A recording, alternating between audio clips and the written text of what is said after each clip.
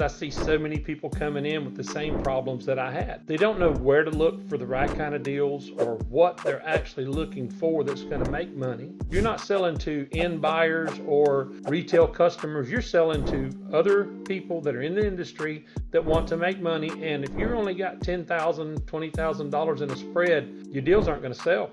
In real estate, when you're looking, all of you guys watching or listening to this, the number one thing you want to look for above and beyond anything is distressed properties. You got to look for those two things above all: a distressed property and a motivated seller. Because if you can't add value to the property, you're typically not going to get a good deal on that property, and you're not going to be able to make money. Honestly, the number one thing that I see is making bad offers, because what it does is it loses. What's going on, guys? Ken, thank you so much for taking the time. Look forward to chatting with you today. You know, obviously you've been in the space for a long time. I kind of want to take a step back and just kind of see how you got into real estate in the first place. Yeah, and that's really what I'd like to tell people, because it's not always as easy as people make it look, you know. But now the key is right here hanging on my wall. You look right behind me, this is the key for everyone that's getting started. This is your key. Okay, and that's what I live by in my business and in the things that I do and I accomplish. So back in 2006 is whenever I actually got started in real estate as a quote unquote, you know, professional investor, or somebody trying to get in and really make a deal. And I made my first deal back in 2006. So before that, I had spent a few years actually looking at properties, trying to figure out how to make deals, you know, not really understanding how to really get the valuation of a property, the ARV. Didn't even know what ARV was, you know, back then. And so for me, and just like it is a lot of people today, you know, there's a lot of hype, there's a lot of noise, and you're trying to wade through it and figure out what's real, you know, what really works for people and what they're actually doing. And that's the whole reason behind what I'm doing today. So my first deal back in 2006, I took a course from a mentor, and he was a hand-holding mentor that I could call if I needed to. And I never bugged him much, but I sent him a few messages, you know, and he answered my questions. Because once he laid it out, I kind of understood pretty plainly how it was. So that's why I'm doing what I'm doing today. My first deal out of the gate, hadn't done any deals, couldn't even figure out how to do the evaluations properly, you know. And today we have more information than we had then, but it still wasn't that long ago. But anyways, in 31 days, I did my first deal and I made $22,000, you know, and I was like, wow, this is like great, you know. And then I went on that in my first year, you know, I made $930,000 my first year. And man, it was just the easiest money I'd ever made, because I'd worked hard all my life. I've been in construction, you know, all my life, and my father was a contractor, and you know, I had a construction background, but I didn't really have a real estate background. But my mentor, you know, he's the one that laid it out for me, showed me how to do the deals, showed me how to evaluate the deals, what I was looking for. And a lot of people don't know what they're really looking for that's going to make the difference, you know, and he cut out all the noise. And for me, you know, having someone there, even if I didn't call him but a couple of times, just having the knowledge that there was somebody there to help me. You know, because you hear a lot of stuff out there. You can watch videos, you can listen to this and that, you know, but having someone you can call or send a message to and say, hey, what do you think about this? Makes all the difference in the world, man. So from that, you know, I went on to do quite a few deals, you know, and I've seen the ups and the downs. In 2008, we had the subprime debacle. A lot of people watching probably don't remember that, you know, in 2008, but I lived through it, and it collapsed pretty much the real estate market overnight. You know, Florida, we get hit the hardest a lot of times, Florida and California, Texas too. But, you know, we got hit hard, man. Property values just went upside down. And it was literally a train wreck or a plane crash, whatever you want to call it, for everybody involved. And it was terrible. So I've seen the ups, I've seen the downs, you know, I've recovered from it. You know, I know some of the mistakes that people are making today that seem like they're not mistakes, but if anything happens, look out. And it could. I mean, you never know. Markets are volatile. Things happen. You know, economies collapse. Whatever.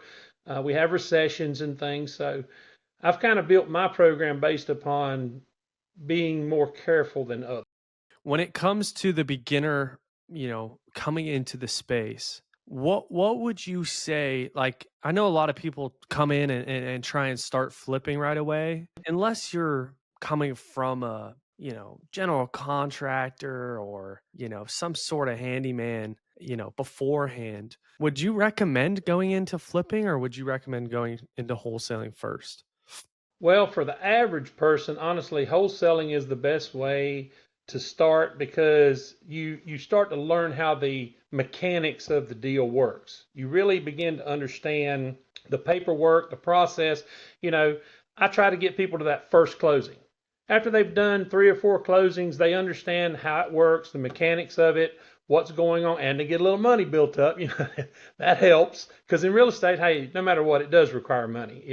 You can wholesale some deals not using much, but if you're going to really make money in this business, you're going to have to put a little in, some sweat and some cash in. But it's a great way for people to get started to really understand the mechanics of real estate because it's a process. Just like, you don't go and become a doctor overnight. You got to get some training. You don't become anything overnight. And investing in real estate is the same way. So with wholesaling, it's fairly easy, for a person to get the mechanics so that they can move forward and understand where to find those team members that are going to be their contractors, or, how to weed through the good ones and the bad ones, or maybe where to go find that lender that's going to loan them money, and what the process is and what it truly costs to be a real estate investor, which of course sharpens their business and it helps them to make more money in their business. But wholesaling, I think, is a great way to get started for any new person, but they need to get educated first. You need to find that person that you think you can work with that's going to help teach you and wade through all that noise and all that confusion to get you going.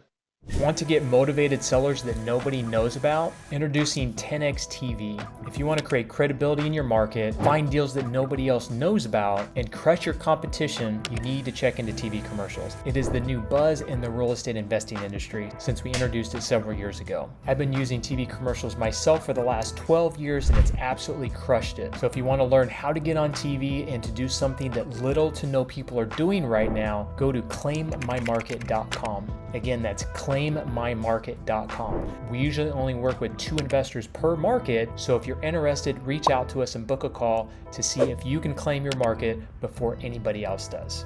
Now back to the show. What was the main problem that you were trying to solve when starting the coaching side of the business? Well, of course, I reflect back on my own situation, and that's what really made me decide to do this, because I see so many people coming in with the same problems that I had. They really and truly, they don't know where to look for the right kind of deals or what they're actually looking for that's going to make money. And they don't know how to evaluate it properly. I get calls myself from wholesalers that are trying to wholesale me deals, and I'm like, dude, that's a $10,000 fluctuation from market price versus what you're asking. Well, it don't need any work. But yeah, $10,000 is a market fluctuation. That is not a profit, because if anything goes wrong, just anything, something unforeseen and hidden, and in real estate, there are unforeseen and hidden. It's just part of the business. So you have to plan for that. And that's really what made me want to teach other people and show them the right way. Because as I said before, there's so much noise, man. There's so much confusion out there in the industry. This person does this, that person does that. Well, look, pick a way, the right way, learn from somebody who's been there and got the experience, learn what you're looking for, learn how to find that property, where to find that property, who to talk to, how to talk to them, learn what a real estate contract looks like and what should be in it and what shouldn't be in it, and learn how to evaluate your properties properly so that whenever you come up with a valuation, it's real. And the person that you're going to sell your deal to, if you're wholesaling, something you got to bear in mind is he's going to want to make money, and it's going to be a rehabber. That's who's going to buy most of your wholesale deals. You're not selling to end buyers or retail customers. You're selling to other people that are in the industry that want to make money. And if you're only got $10,000, $20,000 in a spread, your deals aren't going to sell. And that's what my so-called system, as you'd want to call it, does. It's 5 steps. You got to learn where to look. You got to know where to look. Then you got to know how to evaluate it once you find it. And is it really a deal or is it not a deal? You got to know how to get it under contract, and get it under contract the right way that gives you enough time to sell it, if you're going to wholesale the deal, to somebody else. You have to know how to do that. You have to know how to find your buyers. You have to know where that money's at. If you're not going to find a buyer and you're going to rehab it, you have to know where to find that money. I teach them all these things, and it's in succession and it's in steps of this is what you do. Number one, A, B, C, D, E, whatever it is. And then I offer tips, also to help them with a little bit extra, as you'd call them, little extras that kind of, aren't a specific part of the course, but they're still important to the process. And I started a new YouTube channel recently. You'd asked me about some of the things that I was doing before that. I'm just finished up a book. I got another one I'm working on, and it's not ready to go out yet, but it's close. And it's like the YouTube channel. We got a few, I don't know, dozen or whatever videos uploaded, that we are beginning to help people through the process. I got some people going through it now, the process with me. They're learning what they should and shouldn't do, and some of them are quite surprised at what they were doing wrong, and that's really what the mentor is for, to show you, hey, whoa, look, step back, think about it. And my goal in the whole mentorship program overall is for the person to be able to do it on their own. My goal is not to stand there and hold your hand for 5 years. You got a deal or two to do. And once you do those couple of deals, you're going to see the process the way I've laid it out, and you're going to see what it takes to actually do this. Now, when you move from wholesaling, like you asked me about wholesaling, when you move from wholesaling to fix and flip, there's another set of dynamics. And I cover a lot of that in my course because some people have a little bit of money to use and, to utilize. But I'm teaching people to start from nothing like I personally did. I literally, anybody watching this, I started from nothing. And when I say nothing, I literally, I had nothing. I had a business that I was working at, and I was doing 80 plus hours a week, man. I mean, I was killing myself every week after week. I was on the road all the time. And you asked me what really brought it to fruition, I guess you'd say, I called home and my 4-year-old son said, "When's Daddy coming home to visit?" Man, that hit hard. I mean, that hit like a sledgehammer. So when I got into real estate, I was like, this is it. No more 80 hours a week for me. I can make money much easier than I've been making it. And I can spend time with my family, which is what we all want to do, is get our time back. That's your most valuable asset for anyone out there watching this. Remember, that is your most valuable asset, is your time. There's only so much for each one of us. So you want to spend it enjoying life instead of killing yourself, Right. working those jobs crazy hours. But that made the difference for me, man. And like I said, I just want to help people understand how to make money of this. Ken, when it comes to a newbie investor, obviously they can't do something like TV, but Sure. what would you recommend, and what do you recommend them to do to start looking for leads? And that all depends on what you were just saying, on a budget. What does a person have? I mean, look, I had nothing to start with. So for me, what I started with was bandit signs. I ordered bandit signs and they worked great. I mean, I got that deal. I made 22,000 in 31 days. The next deal I made, like, if I remember right, 25 or 27. Didn't take me but a few, another month or whatever. And I made some more deals, and you done all those using bandit signs, and it was easy for me.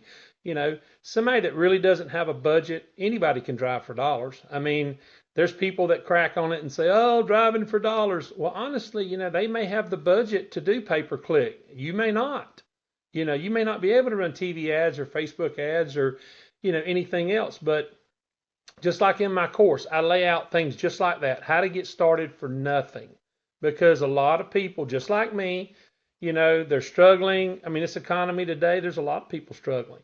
And they're trying to figure it out without investing tons of money into things that don't work. If you're great at cold calling, hey, that's wonderful. Myself personally, I'm not a cold caller, man. It's like kryptonite to me. I'm not that guy.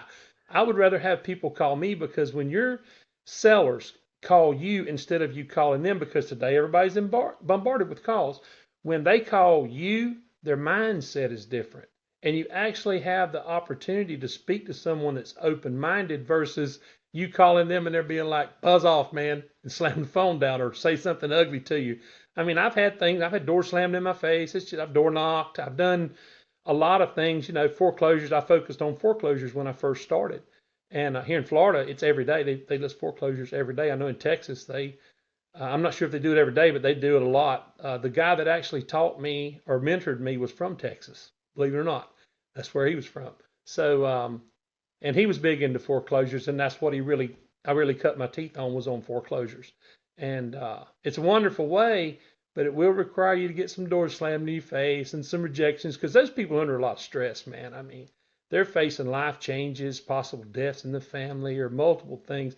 But in real estate, when you're looking, all of you guys watching or listening to this, the number one thing you want to look for above and beyond anything is distressed properties. You have to have distressed properties, and that person has to be a motivated seller. If they're like, yeah, well, it's worth 275 and I want 272, just move on, say thank you very much and have a good day. But you got to look for those two things above all: a distressed seller and a motivated seller, distressed property and a motivated seller. Because if you can't add value to the property, you're typically not going to get a good deal on that property, and you're not going to be able to make money, especially if you're wholesaling, because you got to flip that to the next person and they've got to make money. So there has to be some way to add value to the property to bring it to its highest and best use so that you can get the most money for it. But all that stuff is covered in my course. I mean, I wish I could teach everybody for free, but that's just not reality. I mean, I put a lot of content out there, and I'm putting more every day on my YouTube channel, and I'm making these books available at almost nothing for people to get started. I really want them just to get to thinking. Hey, there's another possibility in life besides slaving at another job and killing myself like I was killing myself 80 hours a week, man. That sign right there, it's there for a reason. That's my motto, and I live by it. You can't give up. It'll get hard, it'll get tough. You might win a few deals, you might lose a few deals, but you don't give up, because nobody wins the race giving up. Real estate is a marathon. It's not a sprint. A lot of these guys teaching, in 30 days or 6 months or whatever. This is a long-term goal. This is a marathon, and you can win, and you can win big if you're the person that's willing to run the marathon. Yeah, I love it. What mistakes do you often see investors, in this case, more beginner investors, make that you think could be super easily avoided? Honestly, the number one thing that I see is making bad offers. Mm. Because what it does, it gives us all a bad rep, because we end up not being able to sell the property, or, you go out and you make an offer on a property and you have to give it back to the person. They're kind of mad about that. They're not real happy about it. They would like to sell the property. Go in honest. No matter what you do, go in honest, and above all, be honest in this business, because this is a small community of people out there. You think it's big, but this is a small community of people. And when you get a bad name, people are not going to want to deal with you. So be honest, 100% transparent. People will appreciate that. People appreciate honesty. So you be honest, and when you make your offers, even if it's a lowball offer, you can always come up. Man, this is real estate. Everything's negotiable. But you need to, the new people coming in really need to learn how to run their numbers properly and make their offers according to that, because they're only hurting themselves, and it's discouraging. You get 3 or 4 properties under contract. I mean, that's where the never give up comes in. You get 3 or 4 properties under contract and you're not closing those deals. Stop, step back, take a look at what you're doing, and take a look at why you're not closing on those deals. If you don't close one and you close 2, well, okay, but still look at that one you didn't close and think about it and analyze what you're doing. You got to look at everything in this objectively, as if you're not the person that it's happening to. Just like your sellers, you have to look at it from their standpoint of view. Don't take advantage of people. Make a fair offer. If you can help them, help them. If you can't help them, I had a guy call today, and he's in a desperate situation. I'm not going to go into it. He's in a desperate situation. And I told him, honestly, I said, look, man, I'm just, be honest with you, I can't help you. I want to help you, and I feel for your situation and all, but there's just no money there. And, he was in that spot. And you're going to run into people like that in this business for sure. And you're not going to be able to help them. But if you can, help them. Treat them fair. But make your offers to where that everybody is happy, everybody wins, and you can close them. If you're not closing offers, step back and evaluate your situation. That's a big one. The biggest one, probably. Yeah, I love that. I love that. When it comes to the word success, everyone's got their own definition for it. Everyone's got their own meaning for it. Everyone's got their own way of measuring it and striving for it. How do you define the word success? How do you measure it? And then how do you strive for it every day? I would say that the measurement of success, of course, excuse me, it's an individual thing, but it's really when everybody wins. We're as real estate investors, we're professionals. Now we're not licensed realtors. I am, but a lot of people aren't. But that's another side of the business. But we're considered professionals, and we should treat ourselves that way and act that way to our customers. And we should never take advantage of people. You know, we should treat everybody fairly. And for me, that's a win-win. When you can go in there, just like I told the guy today. I mean, it wasn't a win for him, but it was a win for me because I didn't get myself into a deal that I couldn't close. I didn't lose the confidence of the seller.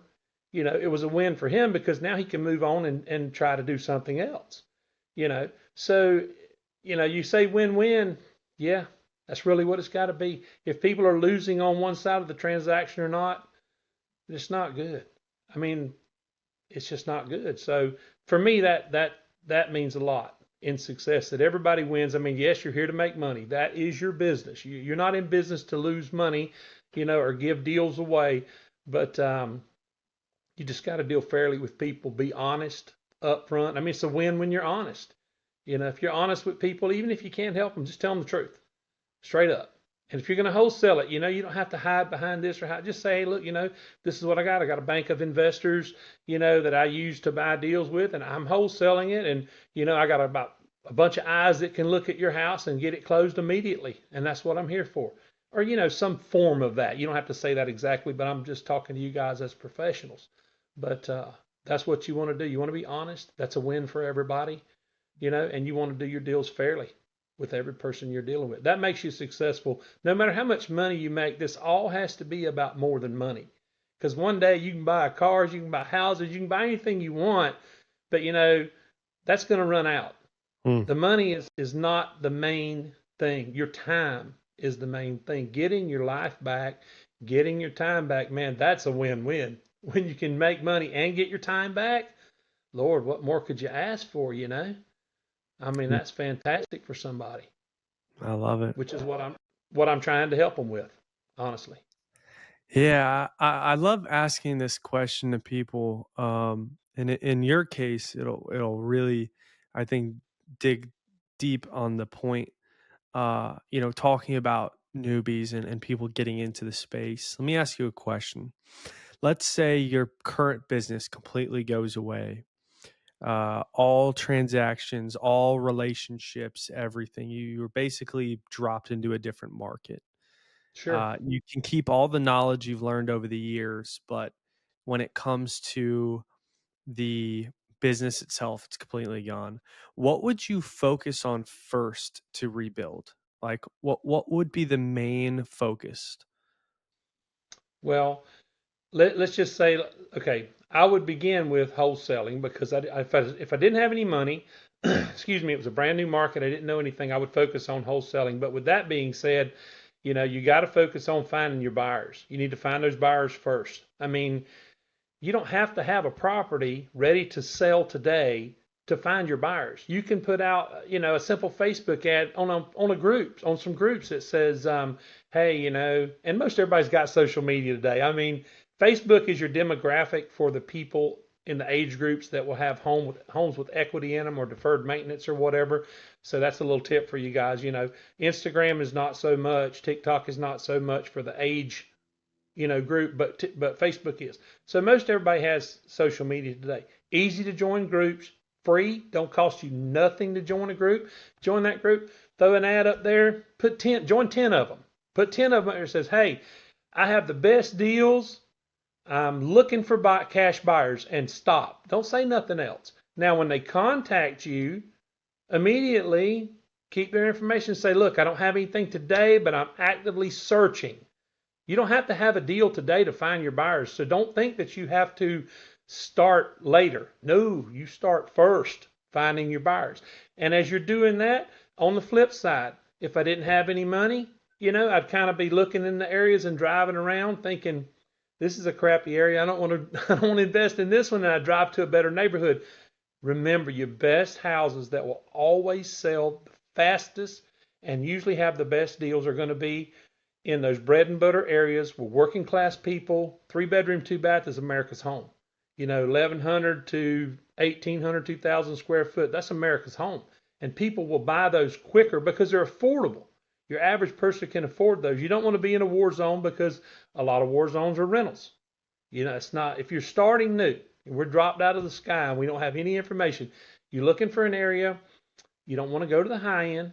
You don't want to go to the low end. You want to be in the middle of the road. Look in those middle of the road neighborhoods, drive through them. Look for the neighborhoods that have large trees. Okay, a large tree is an indicator that a bunch of large trees are indicators that subdivision or development has been there for quite some time. Those houses have equity. If a house has been there for 25 years, there are houses in that area that have equity. Don't go driving through the brand new neighborhood. I mean, if you want to focus on sub twos and you want to do those kind of deals and lease option things like that, yes, you can do that where there's no equity or very little equity. But I'm trying to teach my people solid, sound skills that will make them money. Go through those neighborhoods that are 25, 30, 40, 50 years old. You don't want to go through the new neighborhoods. Hey, free tip for you. When you find that address, go to your county's website, jump on your county's website, put that address in. It'll generate the person's name that lives there. If the property's vacant, the tax man is getting his money. Okay, so somebody's address is going to be on that property that the tax man's going to send him a bill to, him or her, and they're going to pay it. So that's where you can easily find those people's information. Now, if you really get down and you can't find them, you can't knock on the doors. All the neighbors usually know where they are or how to get a hold of them. If that don't work for you, you can always do a skip trace, $20. You can find anybody just about it for $20, $30. But when you don't have any knowledge of an area, look for those houses in that medium neighborhood that's been there 25 plus years. There's equity in those homes. There's usually deferred maintenance. That's a really, really easy way. You don't have to have any money other than to buy some gas. It's free to look on the county's website.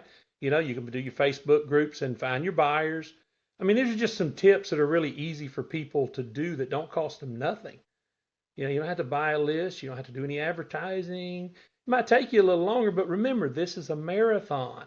This is not a sprint. You're not going to make $1 million in a day. This is no get rich quick scheme. If that's what you guys are thinking, go to another business because this ain't it. You can make a lot of money in real estate, but there is no get rich quick scheme here. You might do one deal and do great, and then you might do 3 deals and just do okay.